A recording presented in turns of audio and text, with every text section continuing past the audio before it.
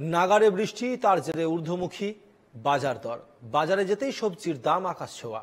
অগ্নিমূল্যের জেরে হাত পুড়ছে সাধারণ মধ্যবিত্তের। আমরা দেখেছি যে টানা কয়েকদিনের বৃষ্টিতে বিভিন্ন জায়গার মধ্যে আকাশ ছোঁয়া হয়েছে বাজার দর। শাকসবজি আমদানি রপ্তানি করতে গিয়েও কিছু অসুবিধা হচ্ছে, বিভিন্ন জায়গার মধ্যে ট্রাক দাঁড়িয়ে রয়েছে এবং পচা সবজির কারণের জন্য ঊর্ধ্বমুখী হচ্ছে বিভিন্ন জায়গায় শাকসবজির দাম। আমরা বাজারের দিকে খোঁজ খবর নিয়েছিলাম, আকাশের শাকসবজির দাম রয়েছে ঊর্ধ্বমুখী। নাগারে বৃষ্টি চলেছে কয়েকদিন ধরে, বিভিন্ন জায়গায় ফসল হানির খরাও সামনে এসছে এবং যার জেরে কিন্তু অগ্নিমূল্য বাজার। এই মুহূর্তে বাজারে কি ছবি রয়েছে আমরা দেখাবো আপনাদেরকে।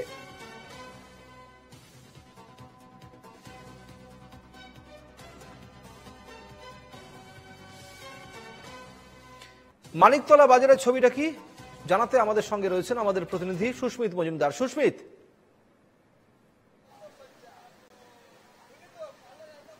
দেখো সুমিত, যদিও বা রবিবাসরীয় বাজার, কিন্তু মানিকতলা বাজারের চিত্রটা কিন্তু একেবারেই ভিন্ন বলা যেতে পারে। রবিবার একদম সাত সকালে সবজির যে দোকান, সেখানে কিন্তু গ্রাহকদের সংখ্যা অনেকটাই কম।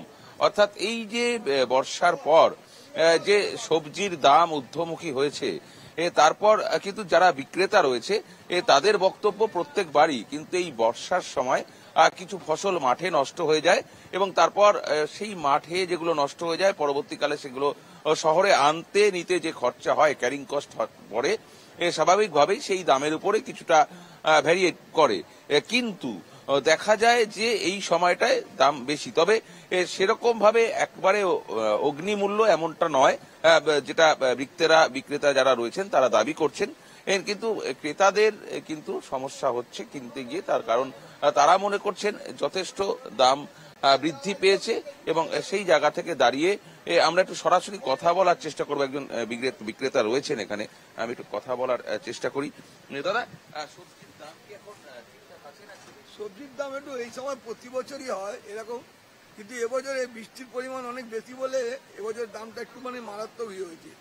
অনেক সময় গিয়ে দেখা যাচ্ছে মার্কেটে আনাজই পাওয়া যাচ্ছে না, যেখানে অনেক প্রচুর মাল আছে সেখানে কোনো সবজিই নেই, যার কারণে সমস্ত সবজিগুলোর দাম প্রায় সেঞ্চুরি করে গেছে। প্রায় প্রায় প্রায় সব বাবু এটা 10 টাকা, এটা 10 টাকা কয়েন দোকান। দেখো সুমিত, একেবারেই বলা যেতে পারে যে সবজিগুলো মূলত সমস্ত সবজি কিন্তু প্রায় সেঞ্চুরির কোটা পার করেছে।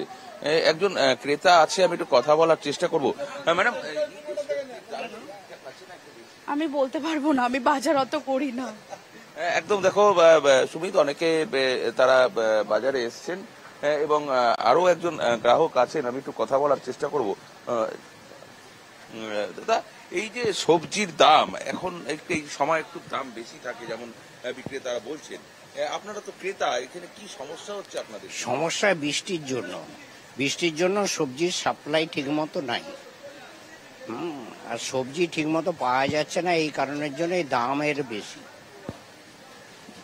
তাতে অসুবিধা হচ্ছে আপনাদের? তাতে অসুবিধা, খরচা বেশি পড়ছে।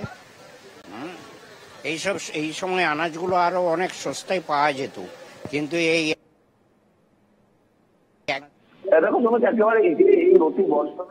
দেখো সুমিত, একেবারে এই অতি বর্ষণের ফলে কিন্তু প্রচুর সবজি নষ্ট হয়ে গিয়েছে। মূলত যেই সমস্ত সবজিগুলো স্টোর করা যায়, যেমনটা ক্রেতা বিক্রেতারা বলছেন, যেগুলো স্টোর করা যায় যেমন আলু, পেঁয়াজ, রসুন, আদা, আর সেগুলো কিন্তু সাধ্যের মধ্যেই রয়েছে, অর্থাৎ যে দাম তার জন্য কিন্তু দাম ঊর্ধ্বমুখী হয়নি। তার কারণ কিন্তু এইসব আলু পেঁয়াজ কম থাকার জন্যই কিন্তু বাড়ছে সেগুলোর দাম। অনেক ধন্যবাদ।